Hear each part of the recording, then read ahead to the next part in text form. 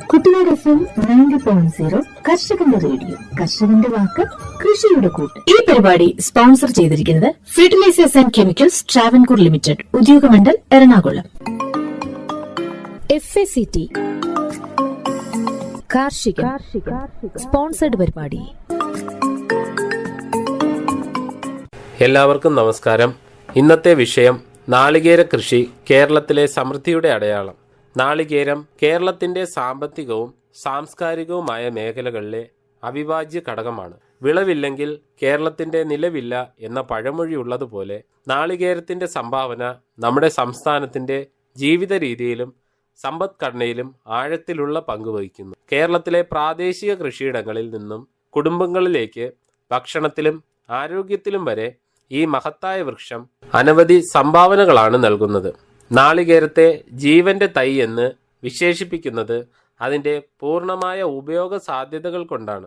ഓരോ ഭാഗവും പ്രയോജനപ്രദമായ ഈ വൃക്ഷം കേരളത്തിന്റെ സമൃദ്ധിയുടെയും കൃഷിയുടെയും ശക്തമായ അടയാളമായി മാറുന്നു. പനവർഗത്തിൽപ്പെടുന്ന ശാഖകളില്ലാതെ വളരുന്ന ഒരു ഒറ്റത്തടി വൃക്ഷമാണ് തെങ്ങ്. തീരപ്രദേശങ്ങളിൽ സാധാരണ കണ്ടുവരുന്നു. 18 മുതൽ 20 മീറ്റർ വരെയാണ് ശരാശരി ഉയരം. 30 മീറ്ററോളം വളരുന്ന തെങ്ങുകളും അപൂർവമല്ല. ലോകമെങ്ങുമുള്ള ഉഷ്ണമേഖലാ പ്രദേശങ്ങളിൽ നീർവാർച്ചയുള്ള മണ്ണിൽ തെങ്ങ് വളരുന്നു.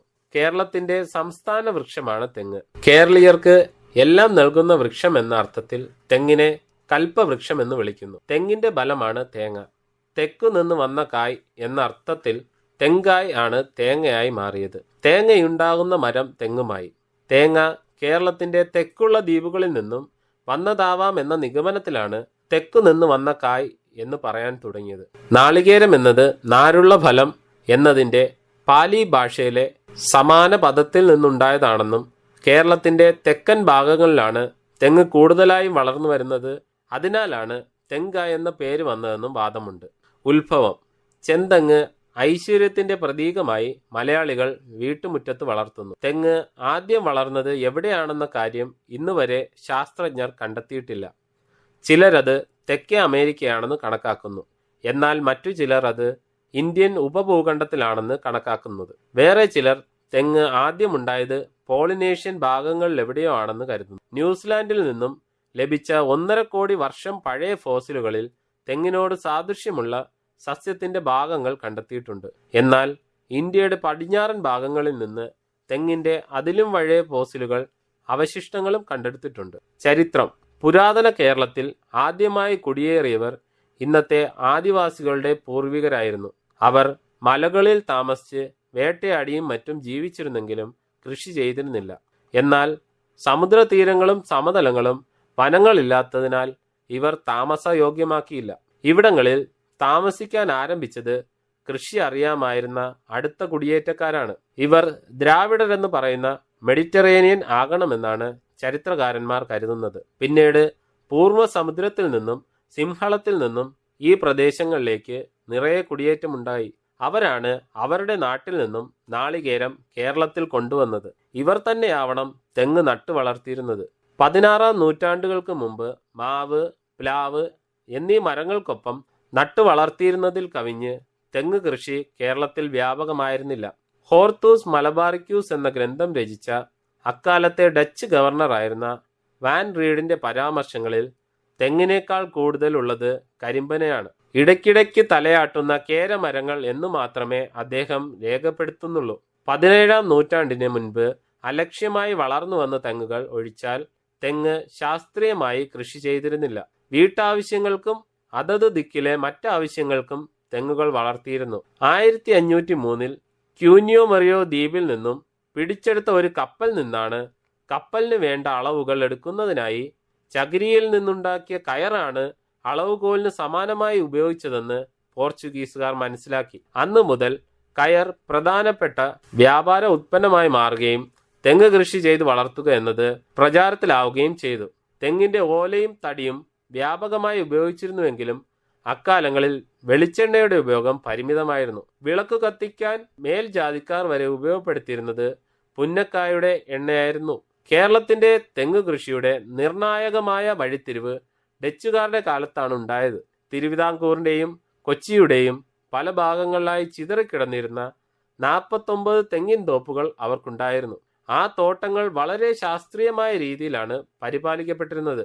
ഇത് 25 വർഷത്തേക്ക് പാട്ടത്തിന് നൽകിയിരുന്നു. ഡച്ചുകാർക്ക് വേണ്ടി നാട്ടുകാർ പരിപാലിച്ചു വന്ന ഈ തോട്ടങ്ങൾ മറ്റു കർഷകർക്ക് മാതൃകയായി തീർന്നു. അങ്ങനെ വ്യവസ്ഥാപിതമായ കൃഷി എന്ന രീതിയിൽ കേരളത്തിൽ തെങ്ങ് കൃഷി തുടങ്ങുന്നത് 19-ാം നൂറ്റാണ്ടിന്റെ ആരംഭത്തോടെ മാത്രമാണ്. കേരളത്തിൽ ഇന്ന് കാണുന്ന രീതിയിൽ 75% തെങ്ങ് കൃഷിയുടെ വർധനവ് 20-ാം നൂറ്റാണ്ടിൽ ഉണ്ടായതാണ്.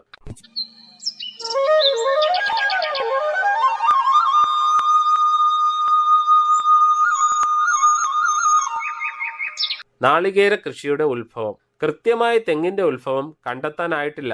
ഹവായ് ദ്വീപുകളിൽ നിന്നും പോളിനേഷ്യൻ സഞ്ചാരികൾ എത്തിച്ചതാണെന്നാണ് ഒരു വിശ്വാസം. തെക്കേ അമേരിക്കയിലാണ് തെങ്ങിന്റെ ഉത്ഭവമെന്ന് മറ്റൊരു വിശ്വാസം പറയുന്നു. 10 ദശലക്ഷം കൊല്ലങ്ങൾക്ക് മുൻപ് ന്യൂസിലാൻഡിൽ തെങ്ങുണ്ടായിരുന്നതിന് തെളിവുണ്ട്. രാജസ്ഥാൻ, ബുൽന, ബംഗ്ലാദേശ് എന്നിവിടങ്ങളിൽ നിന്നും ഫോസിലുകൾ കണ്ടെത്തിയിട്ടുണ്ട്. എന്നിരുന്നാലും ഗവേഷകരുടെ ഭൂരിപക്ഷ അഭിപ്രായം തെങ്ങിന്റെ സ്വദേശം തെക്കുകിഴക്കൻ ഏഷ്യയുടെ പെനിൻസുലാർ പ്രദേശമാണെന്നാണ്. ഗംഗാതടം, തമിഴ്നാട്, കേരളം എന്നിവിടങ്ങളിലെല്ലാം തെങ്ങ് ധാരാളമായി വളരുന്നു. തെങ്ങ് കോക്കസ് ന്യൂസിഫറ എന്ന സസ്യകുടുംബത്തിലെ അംഗമാണ്. കോക്കോ എന്ന പദത്തിന് സ്പാനിഷിൽ കുരങ്ങ് എന്നാണ് അർത്ഥം. തേങ്ങയിലുള്ള 3 കണ്ണുകൾ മനുഷ്യന്റെ 3 കണ്ണുകളെയാണ് പ്രതിനിധീകരിക്കുന്നത്. 2 കണ്ണുകളും 3ാമത്തെ അകക്കണ്ണും പോർച്ചുഗീസ് ഭാഷയിൽ കോക്കോ എന്നാൽ യക്ഷി അല്ലെങ്കിൽ മന്ത്രവാദിനി എന്നാണ് അർത്ഥം. ന്യൂസിഫറ എന്ന ശാസ്ത്രീയ നാമം നവലാറ്റിൻ ഭാഷയിൽ വിത്തുണ്ടാകുന്നു എന്നാണ് അർത്ഥം. BC 40-ാം നൂറ്റാണ്ടിൽ എഴുതിയിട്ടുള്ള സംസ്കൃത ഗ്രന്ഥങ്ങളിൽ തെങ്ങിനെ കുറിച്ച് പരാമർശമുണ്ട്. ശ്രിഫല എന്നാണ് അറിയപ്പെട്ടിരുന്നത്. സംസ്കൃതത്തിൽ ശ്രിഫല എന്നാൽ ദൈവത്തിന്റെ ബലം എന്നാണ് അർത്ഥം. വിവാഹം, പൂജ തുടങ്ങിയ ഹൈന്ദവ ആചാരങ്ങളിലും നാളികേരം ഒഴിവാക്കാനാവാത്ത ഒരു ഘടകമാണ്. വ്യാപനം. പാശ്ചാത്യ നാടുകളിൽ നാളികേരം 6-ാം നൂറ്റാണ്ട് മുതലേ അറിയപ്പെട്ടിരുന്നു. ഇന്ത്യൻ മഹാസമുദ്രം വഴി ഈജിപ്തിലേക്ക് നാളികേരം ഇറക്കുമതി ചെയ്തിരുന്നു.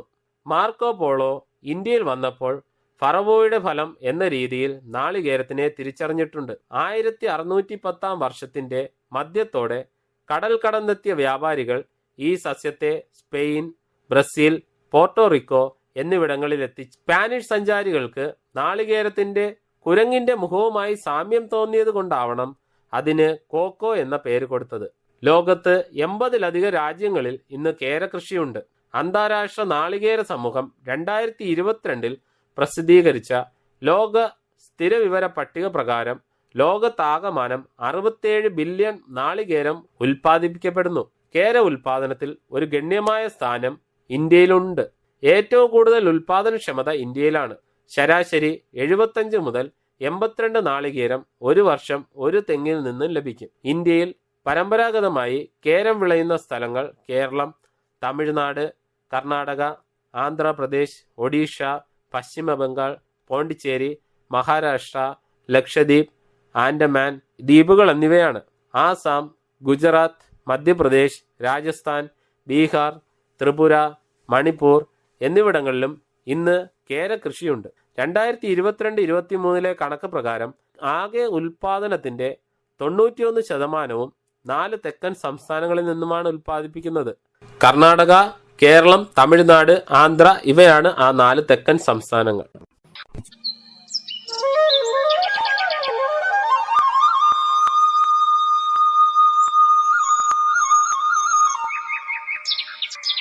ഈ പരിപാടി നിങ്ങൾക്കായി അവതരിപ്പിക്കുന്നത് FACT ഉദ്യോഗമണ്ഡൽ എറണാകുളം. തെങ്ങ് സസ്യശാസ്ത്രപരമായ സവിശേഷത. പാമേ ഓർഡറിലെ കോക്കോസ് എന്ന ജനുസിലെ ഏക സസ്യമാണിത്. ഈ സസ്യം സാധാരണയായി ഉരുണ്ടതും ശാഖകളില്ലാത്തതും നേരെയുമാണ്. തടിയിൽ പഴയ ഇലകൾ അടർന്നു പോയി വിള്ളൽ പോലുള്ള പാടുകൾ അവശേഷിപ്പിച്ചിട്ടുണ്ട്. തൂണുപോലുള്ള തടി 25 മുതൽ 30 മീറ്റർ ഉയരത്തിൽ വളരുന്നു. തടിയുടെ തലപ്പത്ത് നന്നായി വിന്യസിച്ചിരിക്കുന്ന ഇലകളും പൊതിഞ്ഞ രൂപത്തിൽ കാണപ്പെടുന്ന പൂങ്കുലകളും കാണാം. ഏകകാണ്ഡ സസ്യമായതിനാൽ തെങ്ങിന് തായ്വേരില്ല. നാളികേരത്തിൽ നിന്നും 4 വേര് പടലമാണ് ഉണ്ടാവുക. ആദ്യ വേര് മുളയോടൊപ്പം ഉണ്ടാവുകയും ആദ്യ ആഴ്ചയിൽ തന്നെ 5 സെന്റിമീറ്റർ നീളവും വെക്കുകയും ചെയ്യുന്നു. ആ സമയത്തിനുള്ളിൽ തന്നെ ഒന്നോ അതിലധികമോ ചെറുശാഖകൾ ഉണ്ടാകുന്നു. തുടർന്ന് അതിവേഗം എല്ലാ ദിശയിലേക്കും നാരുവേരുകൾ വളരുന്നു. ആദ്യ വേരിൽ ശ്വസന നാരുവേരുകൾ ഉണ്ടാവും. ആദ്യ വേരുണ്ടായി 10 ദിവസങ്ങൾക്ക് ശേഷമാണ് രണ്ടാമത്തെ വേരുണ്ടാകുന്നത്. മുളച്ച് 6 ആഴ്ചകൾക്ക് ശേഷം തൊണ്ടിനു മുകളിൽ മുള കണ്ടു തുടങ്ങുന്നു. മുളയ്ക്ക് 3 വേരുകൾ ഉണ്ടാവും. ഏറ്റവും നീളമുള്ള വേരിന് 20 സെന്റിമീറ്റർ നീളം ഉണ്ടായിരിക്കും. ഉയർന്ന ചൂടും ഈർപ്പവും ഉണ്ടായിരിക്കും. തണ്ടിന് മുറിവും പറ്റിയാൽ ബോളിനും മുകളിൽ കാണ്ഡത്തിൽ നിന്നും വേരുകൾ ഉണ്ടാകും. വിത്ത് മണ്ണിൽ മൂടിക്കിടക്കുകയാണെങ്കിൽ വേര് സ്വാഭാവികമായി പുറത്തേക്ക് വളരുന്ന വേരുകളും ശാഖകളും ഉണ്ടാകും. പഴയ വേരുകൾ നശിക്കുകയും പുതിയവ ഉണ്ടാകുന്നതും ഒരു തുടർ പ്രക്രിയയാണ്. തെങ്ങിൻ തൈക്ക് പ്രായമാകുന്നതിനനുസരിച്ച് പ്രാഥമിക വേരുകളുടെ എണ്ണം വർദ്ധിച്ചു കൊണ്ടിരിക്കും. വേരുകളുടെ എണ്ണം തെങ്ങിന്റെ ആരോഗ്യവും ഇനവും അനുസരിച്ചായിരിക്കും. മണ്ണ്, ഫലഭൂയിഷ്ഠത, ഈർപ്പം, കൃഷിരീതി എന്നിവയ്ക്കും ബാധിക്കുന്ന മറ്റു ഘടകങ്ങളാണ് പ്രാഥമിക വേരുകൾക്ക് 1 സെന്റിമീറ്റർ വ്യാസവും ഒരേ വണ്ണവുമായിരിക്കും. വളരുന്ന സ്ഥലത്ത് വേരുകൾ വെളുത്തിട്ടായിരിക്കും. തൊട്ടുമുകളിൽ ക്രീം നിറത്തിലും അതിനു പിന്നിൽ തവിട്ട് നിറത്തിലും പിന്നെ ഇരുണ്ട തവിട്ട് നിറത്തിലുമായിരിക്കും. ഈ പ്രക്രിയ ഏകദേശം 15 വർഷം നീണ്ടു നിൽക്കും. വേരുകളുടെ കോർട്ടെക്സ് കട്ടിയുള്ള ഹൈപ്പോഡെർമിസ് പാളി കൊണ്ട് പൊതിഞ്ഞിരിക്കും. വെള്ളമോ വായുവോ ഒരു കാരണവശാലും തുളച്ച് കയറില്ല.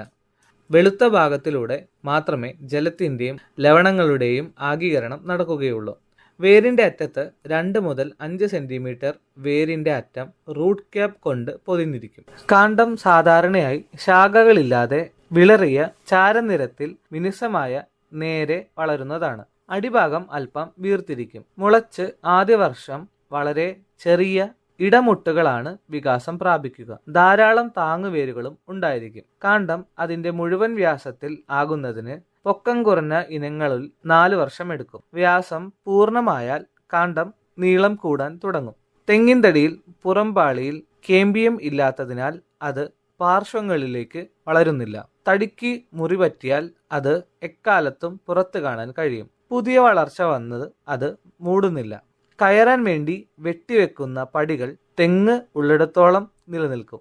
തെങ്ങിന്റെ വ്യാസവും അതുപോലെ തന്നെ തുടരും. ചില മോശമായ സാഹചര്യങ്ങളിൽ വ്യാസം കുറയാൻ സാധ്യതയുണ്ട്. വളരുന്ന ഭാഗത്തെ കേടുപാടുകളും മറ്റും സമ്മർദ്ദങ്ങളും ശാഖയുണ്ടാവാൻ വഴിവെക്കും. നേർത്ത കലകളാൽ ആവൃതമായ ഒരു കേന്ദ്രവൃത്ത സ്തംഭമാണ് കാണ്ഡം.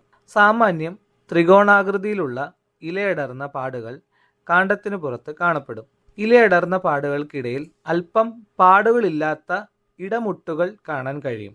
ഇലയടർന്ന പാടുകൾക്കിടയിലെ അകലം തെങ്ങിന്റെ വളർച്ചാ നിരക്കിനെയാണ് കാണിക്കുന്നത്. ഉദാഹരണത്തിന് തെങ്ങ് ഒരു വർഷം 14 ഇലകൾ ഉൽപ്പാദിപ്പിക്കുന്നു എന്നിരിക്കട്ടെ. അപ്പോൾ 14 ഇലപ്പാടുകളുടെ അകലമാണ് ആ തെങ്ങിന്റെ ഒരു വർഷത്തെ വളർച്ച. എല്ലാ മരങ്ങൾക്കും പ്രധാന കാണ്ഡത്തിന്റെ മുകളിലും മറ്റു മൂലകളിലും വിരിഞ്ഞു വരുന്ന ഇലകൾ ഉൾപ്പെടുന്ന നല്ല രീതിയിൽ വിന്യസിച്ചിരിക്കുന്ന ഭാഗം ഉണ്ടായിരിക്കും. തെങ്ങിന് കാണ്ഡത്തിന്റെ മുകളിൽ മാത്രമായിരിക്കും ഇത്. ഇലയുടെ നീളം, ഇനം, വളരുന്ന സാഹചര്യവും വളർച്ചാഘട്ടം എന്നിവ അനുസരിച്ച് വ്യത്യാസപ്പെട്ടിരിക്കും. ഉയരമുള്ള തെങ്ങിൽ ഓലപ്പട്ട 7 മീറ്റർ വരെ നീളമുണ്ടാകും. 10 ചതുരശ്ര മീറ്റർ വിസ്തീർണവും പച്ചയാണെങ്കിൽ 20 കിലോഗ്രാം ഭാരവും ഉണ്ടായിരിക്കും. ഓലപ്പട്ടയിലെ ചെറു ഓലകൾ വിട്ട് ശരിയായ രൂപത്തിലാവാൻ ഏകദേശം 3 വർഷമെങ്കിലും വളർച്ചയാവണം. 30 മുതൽ 40 വരെ നിവർന്ന ഇലകൾ ഉണ്ടാകും. ഇത് ഇനവും വളരുന്ന സാഹചര്യവും അനുസരിച്ച് വ്യത്യാസപ്പെട്ടിരിക്കും. ശരാശരി വാർഷിക ഇല ഉൽപാദനം 14 മുതൽ 16 വരെ ഉയരമുള്ള ഇനത്തിലും 10 മുതൽ 12 വരെ പൊക്കം കുറഞ്ഞ ഇനത്തിലും നടക്കും. ഇലകൾ ഉത്ഭവിക്കുന്നത് കാണ്ഡത്തിന്റെ അറ്റത്ത് വളർച്ച നടക്കുന്ന സ്ഥലത്തു നിന്നാണ്. കിളുന്തിലകൾ ചുരുണ്ട് എല്ലാം ചേർന്നിരിക്കും. എല്ലാം ചേർന്ന് സസ്യത്തിന്റെ കേന്ദ്രഭാഗം ഹൃദയമായി കാണപ്പെടുന്നു. ഈ ഭാഗത്തെ ഉള്ളിൽ നടുവിലുള്ള കുഴ പോലെ ഭാഗം വെളുത്ത് മൃദുവായിരിക്കും. ഈ ഭാഗത്തെ കോടീശ്വരന്റെ സാലഡ് എന്നാണ് പറയപ്പെടുന്നത്.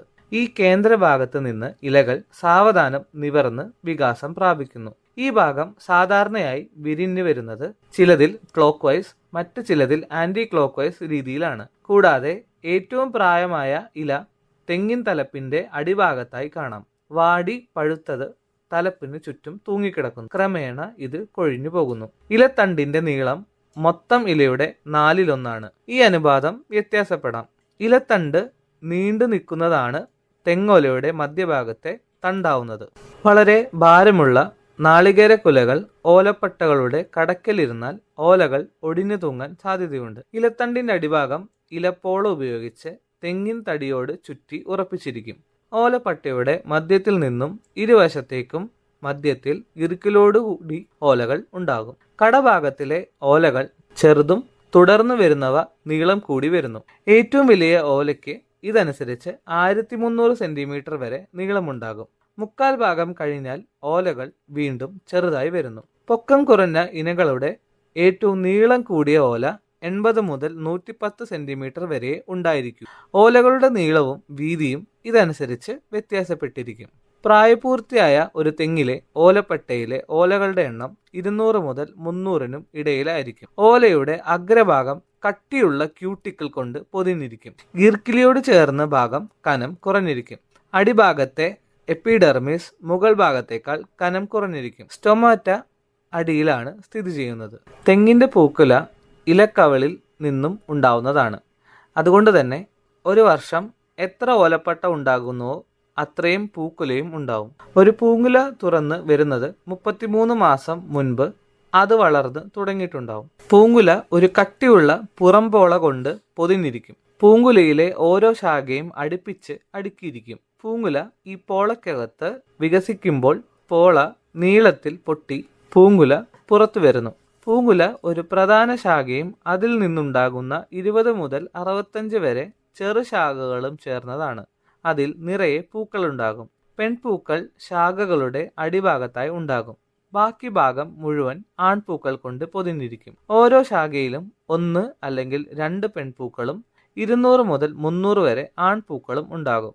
സാധാരണഗതിയിൽ ഒരു പൂങ്കുലയിൽ ഉണ്ടാവുക പെൺപൂക്കൾ 20 മുതൽ 40 വരെയാണ്. കൂടിയ ഇനം തെങ്ങുകളിൽ പെൺപൂക്കളുടെ എണ്ണം വ്യത്യാസപ്പെട്ടിരിക്കും. ജനിതക പ്രത്യേകതകൾക്ക് പുറമെ വളരുന്ന ചുറ്റുപാടും ഈ സ്വഭാവത്തെ സ്വാധീനിക്കുന്നുണ്ട്. വളർച്ചയെത്തിയ തെങ്ങുകളെ അപേക്ഷിച്ച് തൈ തെങ്ങുകളിൽ പെൺപൂക്കളുടെ എണ്ണം കുറവാണ്. കുറവ് പെൺപൂക്കളുള്ള പൂങ്കുലയിൽ നിന്നാണ് വലിയ നാളികേരങ്ങൾ ഉണ്ടാകുന്നത്. ആൺപൂക്കൾ മാത്രം ഉണ്ടാവുന്ന പൂങ്കുലകൾ അപൂർവമല്ല. പെൺപൂക്കൾ ആൺപൂക്കളെ അപേക്ഷിച്ച് വളരെ വലുതാണ്. അത് തീരെ ചെറിയ ഒരു നാളികേരം പോലെ ഇരിക്കും. ഏകദേശം അണ്ഡാകൃതിയിലുള്ള 40 സെന്റിമീറ്റർ നീളവും 30 സെന്റിമീറ്റർ വീതിയുള്ള വലിയ വിത്തുകളാണ് നാളികേരത്തിൻ്റെത്. നാളികേരത്തിന്റെ ഏറ്റവും പുറത്തെ പാളി പച്ച നിറത്തിലോ ചിലത് മഞ്ഞ, ചെമ്പ് കലർന്ന സ്വർണ്ണ നിറം, തവിട്ട് നിറം എന്നിവയിലോ ഇനവും മൂപ്പും അനുസരിച്ച് കാണപ്പെടുന്നു. പാകമാകുമ്പോൾ ഇടയിലെ പാളി ഉണങ്ങി നാരുകളായി കാണപ്പെടുന്നു. കയർ ഉൽപ്പന്നങ്ങൾ ഈ ചകിരിയിൽ നിന്നാണ് ഉൽപ്പാദിപ്പിക്കുന്നത്. ഏറ്റവും ഉള്ളിലെ പാളി വളരെ കട്ടിയുള്ളതാണ്. മറ്റെല്ലാ സസ്യങ്ങളുമായി താരതമ്യം ചെയ്യുമ്പോൾ വളരെ വലിയ വിത്താണ് നാളികേരത്തിൻ്റെത്. ഒരു നേർത്ത തവിട്ട് നിറത്തിലുള്ള ആവരണം വിത്തിനെ പൊതിഞ്ഞിരിക്കും. എൻഡോസ്പേമിന് ഉറച്ചതും ജലരൂപത്തിലുള്ള 2 ഭാഗങ്ങളുണ്ട്. ഉറച്ച ഭാഗം ഉപയോഗിച്ചാണ് കൊപ്ര ഉണ്ടാക്കുന്നത്. വിത്ത് മുളയ്ക്കുന്നതിനായുള്ള 3 ദ്വാരങ്ങളുണ്ട്. ഇതിൽ മൂന്നാമത്തേതിന്റെ അടിയിലാണ് ഭ്രൂണം സ്ഥിതി ചെയ്യുന്നത്. മുളയും ആദ്യ വേരും ഈ ദ്വാരത്തിലൂടെയാണ് പുറത്തേക്ക് വരുന്നത്. നാളികേരത്തിനുള്ളിലെ ഒഴിഞ്ഞ സ്ഥലം സ്പോഞ്ച് പോലുള്ള ഒരു രൂപം കൊണ്ട് നിറയുന്നു. ചെറിയ മുളയുടെ വേര് ചകിരി നിറഞ്ഞ സ്ഥലത്താണ് ഉണ്ടാകുക. ഒരു വർഷം വേണം നാളികേരത്തിന്റെ വിത്ത് പാകമാകുന്നത്. തേങ്ങ മൃദുത്വവും രുചിയുള്ളതുമായ ഭക്ഷണമാണ്. ഇതിൽ 17% ഫാറ്റ് അടങ്ങിയിരിക്കുന്നു. അതിൽ 95% പൂരക കൊഴുപ്പാണ്. സംശോധന പ്രകാരം വെണ്ണയിലുള്ള കൊഴുപ്പിനേക്കാൾ അധിക പൂരക കൊഴുപ്പാണ് തേങ്ങയിൽ ഉള്ളത്. വേറിട്ടും തേങ്ങയിൽ അയൺ, ഫോസ്ഫറസ്, സിങ്ക് എന്നിവയും ഉയർന്ന അളവിൽ അടങ്ങിയിട്ടുണ്ട്. അതുകൊണ്ട് അത് ആരോഗ്യമുള്ള ആഹാരമാണ്. പല പഴങ്ങളുമായി താരതമ്യം ചെയ്യുമ്പോൾ നാളികേരത്തിന്റെ പ്രോട്ടീൻ അളവ് കൂടുതലാണെന്ന് കാണാം. ഇത് ഇന്ധനവും പോഷകവുമാണ്. ശരീരത്തെ ശക്തിപ്പെടുത്തുന്ന ഫലപ്രദമായ ആന്റി ഓക്സിഡന്റുകൾ, നാരുകൾ, വിറ്റാമിനുകൾ തേങ്ങാവെള്ളത്തിൽ അടങ്ങിയിരിക്കുന്നു. തേങ്ങാവെള്ളത്തിൽ 14.7 കലോറിയും 34% സെല്ലുലോസും ഉണ്ട്.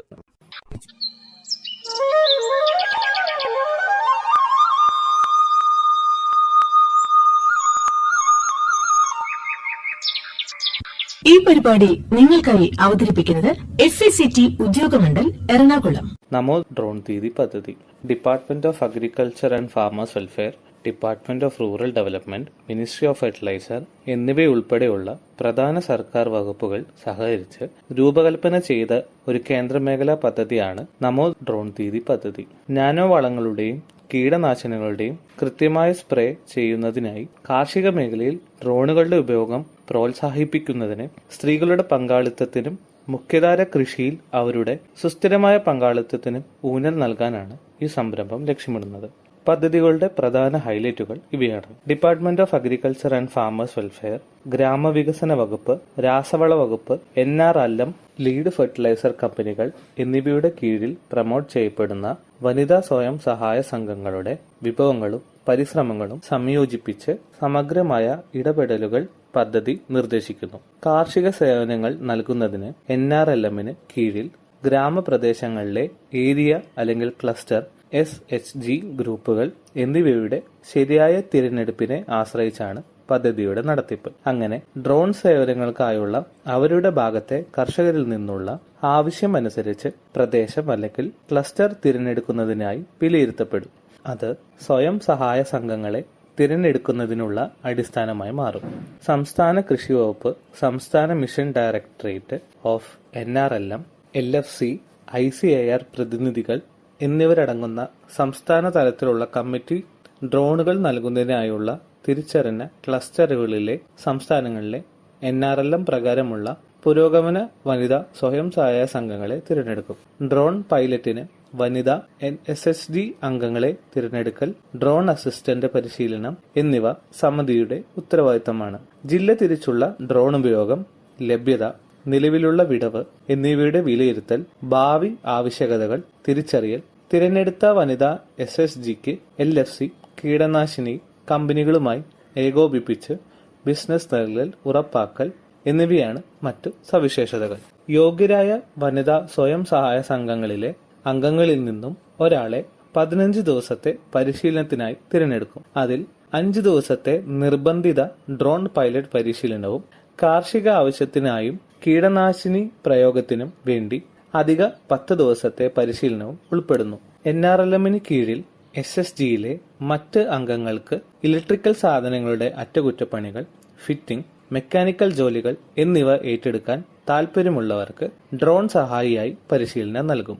തിരിച്ചറിഞ്ഞ സ്വയം സഹായ സംഘങ്ങൾക്ക് NRLM പ്രകാരം ഡ്രോണുകൾ വാങ്ങുന്നതിനുള്ള സാമ്പത്തിക സഹായവും വായ്പയും നൽകും. NRLMന് കീഴിൽ SHGകൾ ഡ്രോണുകൾ വാങ്ങുന്നതിനും റിപ്പയർ ചെയ്യുന്നതിനും ഡ്രോണുകളുടെ പരിപാലനത്തിനും ഡ്രോൺ കമ്പനികൾ മുഖേന നേരിടേണ്ടി വരുന്ന ബുദ്ധിമുട്ടുകൾ കണക്കിലെടുത്ത് LFCകൾ ഡ്രോൺ നിർമ്മാണ കമ്പനികൾക്കും SHGക്കും ഇടയിൽ ഒരു പാലമായി പ്രവർത്തിക്കും.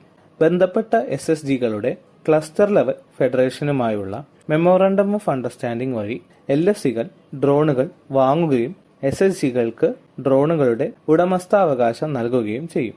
അവയുടെ അറ്റകുറ്റപ്പണികൾക്കായുള്ള സ്വയം സഹായ സംഘങ്ങളുമൊത്തുള്ള ഡ്രോണുകൾ, നാനോ വളങ്ങളുടെ ഉപയോഗം LFCകൾ പ്രോത്സാഹിപ്പിക്കും. നാനോ വളത്തിനും കീടനാശിനി പ്രയോഗത്തിനുമായി കർഷകർക്ക് ഡ്രോൺ സേവനങ്ങൾ SHGകൾ വാടകയ്ക്ക് നൽകുകയും SHGകൾക്ക് അധിക വരുമാനം നേടുകയും ചെയ്യും. നമോ ഡ്രോൺ ദീദിയുടെ പ്രധാന സവിശേഷതകൾ ഇവയാണ്.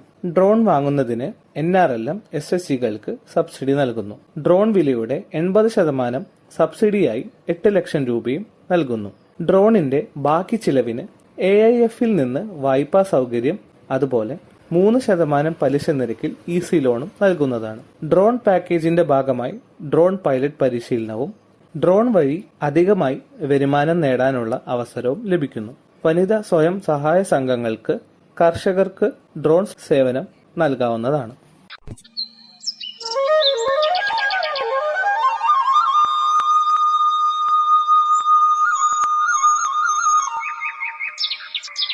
ഈ പരിപാടി നിങ്ങൾക്കായി അവതരിപ്പിക്കുന്നത് FACT ഉദ്യോഗമണ്ഡൽ എറണാകുളം. അടുത്തതായി FACTയിൽ നിന്ന് കർഷകർക്ക് ലഭിക്കുന്ന രാസവളങ്ങളും അതുപോലെ ജൈവവളങ്ങളെയും പറ്റി പരിചയപ്പെടാം. ഭാരത് NPK 20-20-013 ഫാക്ടം സ്വന്തം ഉൽപ്പന്നമായ ഫാക്ടം ഫോസ് ഇപ്പോൾ അതേ ഇരട്ട ആന ബ്രാൻഡ് ചിഹ്നത്തിൽ ഫാക്ടിൽ നിന്ന് ഭാരത് NPK 20-20-013 ആയി ലഭിക്കുന്നതാണ്. 5 പതിറ്റാണ്ടിലേറെയായി അതേ ഗുണമേന്മയിൽ കൊച്ചിയിലെ അമ്പലമേട് ഉദ്യോഗമണ്ഡലിൽ വളം നിർമ്മാണശാലയിൽ നിന്ന് ഈ ഉൽപ്പന്നം നിർമ്മിച്ചുകൊണ്ടിരിക്കുന്നു. 60% അമോണിയം സൾഫേറ്റിൻ്റെയും 40% അമോണിയം ഫോസ്ഫേറ്റിൻ്റെയും രാസസംയോജനമായ ഈ ഉൽപ്പന്നം സസ്യങ്ങളുടെ വളർച്ചയ്ക്ക് ആവശ്യമായ നൈട്രജൻ, ഫോസ്ഫറസ് എന്നീ 2 പ്രധാന പോഷകങ്ങൾ 20% വീതം നൽകുന്നു. കൂടാതെ ഇന്ത്യൻ മണ്ണിൽ നിർണായക മൂലകമായ സൾഫറും 13% വീതം ഇതിൽ അടങ്ങിയിട്ടുണ്ട്. ഇത് ഗുണനിലവാരവും വിളവ് മെച്ചപ്പെടുത്തുന്നതിനും സഹായകരമാകുന്നു. നൈട്രജനും ഫോസ്ഫറസും രാസപരമായി കലർന്നതിനാൽ സമീകൃത പോഷണവും ഉപയോഗക്ഷമതയും വർദ്ധിക്കും. ഉൽപ്പന്നത്തിൽ ലഭ്യമാകുന്ന നൈട്രജൻ മൂലകം അമോണിയക്കൽ രൂപത്തിനായതിനാൽ ബാഷ്പീകരണം വഴി ഉണ്ടാകുന്ന പോഷകനഷ്ടം കുറയ്ക്കുകയും ഫോസ്ഫറസ് മൂലകം വെള്ളത്തിൽ ലയിക്കുന്നതിനാൽ വേരുകൾക്ക് പോഷകങ്ങൾ എളുപ്പത്തിൽ ആഗീകരണം ചെയ്യുവാനും സാധിക്കുന്നു. ഫാക്ടംവേഴ്സ് അടിവളമായും മേൽവളമായും ഉപയോഗിക്കാം. Bharat NPK 20.5-00-23. Fact ammonium sulphate ഇപ്പോൾ അതേ ഇരട്ട ആന ബ്രാൻഡ് ചിഹ്നത്തിൽ FACTയിൽ നിന്ന് ഭാരത് NPK 20.5-00-23 എന്ന പേരിൽ ലഭ്യമാണ്.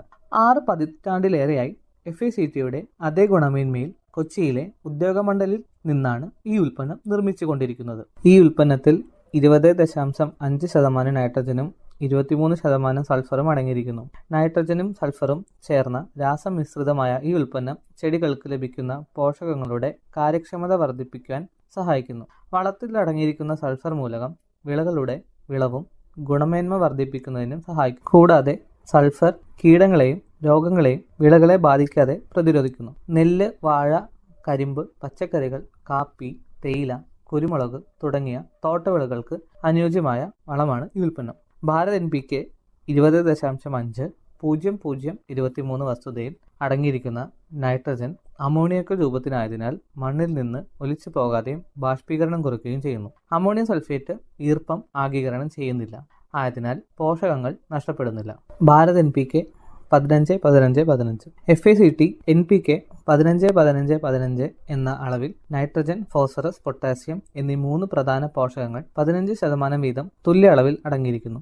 NPK 15-15-15ന്റെ പ്രയോഗം മൂലം വിളകളുടെ വളർച്ച, വേര് വികസനം, മെച്ചപ്പെട്ട വിളവ് എന്നിവ വർദ്ധിപ്പിക്കുന്നു. നൈട്രജൻ വിളകളുടെ വളർച്ചയ്ക്കും ഫോസ്ഫറസ് വേരുകളുടെ വികസനം വർദ്ധിപ്പിക്കുവാനും പൊട്ടാസ്യം രോഗപ്രതിരോധത്തിനും വളർച്ചയെ പ്രോത്സാഹിപ്പിക്കുന്നതിനും സഹായിക്കുന്നു. കൂടാതെ 3 പോഷകങ്ങളും മൊത്തത്തിലുള്ള വളർച്ചയ്ക്ക് വിളവ് ഉറപ്പിക്കുന്നതിനും പ്രധാന പങ്ക് വഹിക്കുന്നു. ഈ വളങ്ങൾ ചെറിയ കൃഷിയിടങ്ങളിൽ അല്ലെങ്കിൽ അടുക്കള തോട്ടങ്ങൾക്ക് അനുയോജ്യമാണ്. ഈ വളം ഫാക്ട് സ്ഥാപനത്തിന്റെ ഇരട്ട ആനമുദ്രയിൽ കർഷകർക്ക് വിതരണം ചെയ്യപ്പെടുന്നു. FACTയിൽ നിന്നും ഭാരത് MOP. FACT MOPയിൽ 60% പൊട്ടാഷ് അടങ്ങിയിട്ടുണ്ട്. ചെടികളുടെ വളർച്ചയ്ക്ക് ആവശ്യമായ പ്രധാന പോഷകങ്ങളിൽ ഒന്നാണ് പൊട്ടാഷ്. കീടങ്ങൾക്കും രോഗങ്ങൾക്കും എതിരെയുള്ള പ്രതിരോധം വർദ്ധിപ്പിക്കാനും നൈട്രജൻ വളങ്ങളുടെ അമിതമായ ഉപയോഗത്തിൽ നിന്ന് ഉണ്ടാകുന്ന അസന്തുലിത അവസ്ഥ പരിഹരിക്കാനും വരൾച്ചയിൽ നിന്ന് വിളകളെ സംരക്ഷിക്കാനും പൊട്ടാഷ് സഹായിക്കുന്നു. ധാന്യങ്ങളുടെ വലിപ്പവും വിളവിന്റെ ഗുണനിലവാരവും വർദ്ധിപ്പിക്കാൻ പൊട്ടാസ്യം സഹായിക്കുന്നു. നിലക്കടല, സൂര്യകാന്തി തുടങ്ങിയ എണ്ണക്കുരുക്കളിൽ എണ്ണയുടെ അളവ് വർദ്ധിപ്പിക്കാൻ പൊട്ടാസ്യം സഹായിക്കുന്നു. പൊട്ടാഷ് വളം ഫാക്ട് സ്ഥാപനത്തിന്റെ ഇരട്ട ആനമുദ്രയിൽ കർഷകർക്ക് വിതരണം ചെയ്യപ്പെടുന്നു. വാഴ, നെല്ല്, കരിമ്പ്, പച്ചക്കറികൾ തുടങ്ങിയ എല്ലാ വിളകൾക്കും പൊട്ടാസ്യം ഉപയോഗിക്കാവുന്നതാണ്. ഫാക്ട് ഓർഗാനിക് എന്നത് FCO നിർദ്ദേശങ്ങൾ പ്രകാരം വികസിപ്പിച്ചെടുത്ത് ഫാക്ട് വിപണനം ചെയ്യുന്ന ഒരു പ്രകൃതിദത്ത ജൈവവളമാണ്. ഫാക്ട് ഓർഗാനിക് മണ്ണിന്റെ ഘടന, ജലം നിർത്താനുള്ള ശേഷി തുടങ്ങിയവയെ മെച്ചപ്പെടുത്തുന്നു. ഈ ജൈവവളത്തിൽ 12% ഓർഗാനിക് കാർബണും ചെറിയ അളവിൽ NPKയും അടങ്ങിയിരിക്കുന്നു. ഇതുകൂടാതെ കാൽസ്യം, മഗ്നീഷ്യം, സൾഫർ മൂലകങ്ങളും കൂടാതെ ഇരുമ്പ്, സിങ്ക്, ബോറോൺ തുടങ്ങിയ സൂക്ഷ്മ പോഷകങ്ങളും ചെറിയ അളവിൽ നൽകുന്നു. ഫാക്ട് ഓർഗാനിക് എല്ലാ മണ്ണിലും, എല്ലാ വിളകളിലും, എല്ലാ സീസണിലും പ്രയോഗിക്കാവുന്നതാണ്. ഫാക്ട് ഓർഗാനിക്കിൻ്റെ ഉപയോഗം മൂലം മണ്ണിരയുടെ എണ്ണത്തിലും ഗണ്യമായ വർധനവുണ്ടാകുന്നു. കൂടാതെ മണ്ണിൽ വായുസഞ്ചാരം വർദ്ധിക്കുന്നു. അമ്ലാവസ്ഥയും ക്ഷാരാവസ്ഥയും പോലുള്ള അസാധാരണ അവസ്ഥകളിൽ നിന്ന് മണ്ണിൻ്റെ pHനെ ഫാക്ട് ഓർഗാനിക് നിയന്ത്രിക്കുന്നു. ഫാക്ട് ഓർഗാനിക്കിൻ്റെ ഉപയോഗം മൂലം വേരുകളുടെ വളർച്ച മെച്ചപ്പെടുത്തുകയും ഉൽപ്പാദനക്ഷമത വർദ്ധിക്കുകയും ചെയ്യുന്നു. ഫാക്ട് ഓർഗാനിക് ജൈവ കൃഷിക്കും പഴം, പച്ചക്കറി തോട്ടങ്ങൾക്കും അടുക്കള തോട്ടങ്ങൾക്കും അനുയോജ്യമാണ്. ഫാക്ട് ഓർഗാനിക് പ്ലസ് ഫാക്ട് വിപണനം ചെയ്യുന്ന ഒരു കോഴി അധിഷ്ഠിത പ്രകൃതിദത്ത വളമാണ് ഓർഗാനിക് പ്ലസ്. കൂടാതെ ഈ ജൈവവളം FCO നിർദ്ദേശങ്ങൾ പ്രകാരം വികസിപ്പിച്ചെടുത്തതാണ്. ഓർഗാനിക് പ്ലസ് മണ്ണിൻ്റെ ഘടന മെച്ചപ്പെടുത്തുകയും ജലം നിർത്താനുള്ള ശേഷിയും വർദ്ധിപ്പിക്കുന്നു. ഇത് മണ്ണിൻ്റെ വൻതോതിലുള്ള സാന്ദ്രത കുറയ്ക്കുകയും അതുവഴി ഉൽപ്പാദനക്ഷമത വർദ്ധിപ്പിക്കാൻ സഹായിക്കുകയും ചെയ്യുന്നു. ഫാക്ട് ഓർഗാനിക് പ്ലസിൽ 14% ഓർഗാനിക് കാർബണും 0.5% NPKയും കൂടാതെ ചെറിയ അളവിൽ കാൽസ്യം, മഗ്നീഷ്യം, സൾഫർ, സൂക്ഷ്മപോഷകങ്ങളും അടങ്ങിയിരിക്കുന്നു. എല്ലാ മണ്ണിലും എല്ലാ വിളകളിലും ഇത് ഉപയോഗിക്കാവുന്നതാണ്. ഓർഗാനിക് പ്ലസ് ജൈവ കൃഷിക്കും പഴം, പച്ചക്കറി തോട്ടങ്ങൾക്കും അടുക്കളത്തോട്ടങ്ങൾക്കും അനുയോജ്യമാണ്. FACT PROM phosphorus rich organic manure. ഭാരത സർക്കാരിൻ്റെ PM പ്രണാം എന്ന സംരംഭത്തിന് കീഴിൽ FCO നിർദ്ദേശങ്ങൾ പ്രകാരം വികസിപ്പിച്ചെടുത്ത് വിപണനം ചെയ്യുന്ന ജൈവ അധിഷ്ഠിത പ്രകൃതിദത്ത വളമാണ് പ്രോം. ഈ വളം FCO നിർദ്ദേശപ്രകാരം ഉൽപ്പാദിപ്പിക്കുന്നതാണ്. ഉയർന്ന ഗുണമേന്മയും ആവശ്യമായ പോഷകങ്ങൾ മണ്ണിലേക്ക് സാവധാനത്തിൽ പുറത്തുവിടുന്നതുമായ ഈ ജൈവവളം മണ്ണിനെ സമ്പുഷ്ടമാക്കുന്നതിന് ഏറെ സഹായകരമാകുന്നു. ഇതിൽ P2O5 ആയി 8% ഫോസ്ഫറസ് കൂടാതെ ചെറിയ അളവിൽ nitrogen, potash, calcium, magnesium, sulphur, സൂക്ഷ്മപോഷകങ്ങളും അടങ്ങിയിരിക്കുന്നു. പ്രോം എല്ലാ മണ്ണിലും എല്ലാ വിളകളിലും എല്ലാ സീസണിലും പ്രയോഗിക്കാവുന്നതാണ്. പ്രോമിൻ്റെ പ്രയോഗം മൂലം മണ്ണിൻ്റെ ഓർഗാനിക് കാർബണിൻ്റെ അളവ് വർദ്ധിപ്പിക്കുകയും മണ്ണിൻ്റെ സുഷിരതയും ജലാംശം നിലനിർത്താനുള്ള ശേഷിയും മെച്ചപ്പെടുത്തുന്നു. ഇപ്രകാരം പ്രോം ഒരു മണ്ണ് കണ്ടീഷണറായും പ്രവർത്തിക്കുന്നു. Fact FOM fermented organic manoeuvre. Fact FOM പരിസ്ഥിതി സൗഹൃദവും മണ്ണിൽ ദീർഘകാലം നിലനിൽക്കുന്നതുമായ പ്രകൃതിദത്ത ജൈവവളമാണ്. ഈ വളം FCO നിർദ്ദേശപ്രകാരം ഉൽപ്പാദിപ്പിക്കുന്നതാണ്. ഫാക്ട് FOMൽ നൈട്രജൻ, ഫോസ്ഫറസ്, പൊട്ടാസ്യം എന്നിവ കുറഞ്ഞത് 1 മുതൽ 2% വീതവും കൂടാതെ ചെറിയ അളവിൽ കാൽസ്യം, മഗ്നീഷ്യം, സൾഫർ, സൂക്ഷ്മപോഷകങ്ങളും അടങ്ങിയിരിക്കുന്നു. മണ്ണിൻ്റെ ഘടനയെ പരിപോഷിപ്പിക്കുകയും ചെടികൾക്ക് പോഷക ലഭ്യത വർദ്ധിപ്പിക്കുകയും ചെയ്യുന്ന FOM ജൈവ കൃഷിക്കും പഴം, പച്ചക്കറി തോട്ടങ്ങൾക്കും അടുക്കളത്തോട്ടങ്ങൾക്കും അനുയോജ്യമാണ്. പ്രോം എല്ലാ മണ്ണിലും എല്ലാ വിളകളിലും എല്ലാ സീസണിലും പ്രയോഗിക്കാവുന്നതാണ്. FACT PDM potash derived from molasses. പൊട്ടാഷിൻ്റെ സ്വാഭാവിക ഉറവിടം എന്ന് വിശേഷിപ്പിക്കാവുന്ന ജൈവവളമാണ് ഫാക്ട് PDM. കരിമ്പ് പിഴിഞ്ഞു കെട്ടുന്ന ശർക്കരപ്പാവിൽ നിന്നും വികസിപ്പിച്ചെടുത്ത ഈ ജൈവവളത്തിൽ 14% പൊട്ടാസ്യം അടങ്ങിയിരിക്കുന്നു. ഈ ജൈവവളം FCO നിർദ്ദേശപ്രകാരം ഉൽപ്പാദിപ്പിക്കുന്നതാണ്. ചെറിയ അളവിൽ nitrogen, phosphorus, calcium, magnesium, sulphur കൂടാതെ ചെറിയ അളവിൽ സൂക്ഷ്മപോഷകങ്ങളും അടങ്ങിയിട്ടുണ്ട്. PDM ഉപയോഗിക്കുന്നത് മൂലം ചെടികളിലെ സസ്യ ഹോർമോണുകളെ ഉണർത്തി വിളകളുടെ അഭിവൃദ്ധിക്കും അതിനോടൊപ്പം തന്നെ മണ്ണിൻ്റെ ഘടന, ജലം നിർത്താനുള്ള ശേഷി, മണ്ണിൻ്റെ ആരോഗ്യം എന്നിവ മെച്ചപ്പെടുത്തുകയും ചെയ്യുന്നു. മണ്ണിൽ ഒരിക്കൽ പ്രയോഗിച്ചാൽ സൂക്ഷ്മാണുക്കൾ പെരുകി മണ്ണിൻ്റെ ഫലഭൂഷ്ടിയും ഇതിനോടൊപ്പം വർദ്ധിപ്പിക്കുന്നു. ജൈവകൃഷിക്ക് ഏറ്റവും അനുയോജ്യമായ വളമാണ് PDM. എല്ലാ വിളകൾക്കും എല്ലാ മണ്ണിനും വിളകളുടെ വളർച്ചയെ പ്രതിരോധിക്കുന്നതിന് PDM അത്യുത്തമമാണ്.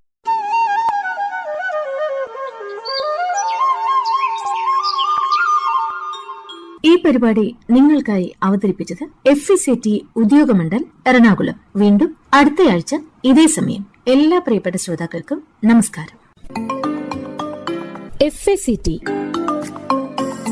കാർഷിക സ്പോൺസർഡ് പരിപാടി.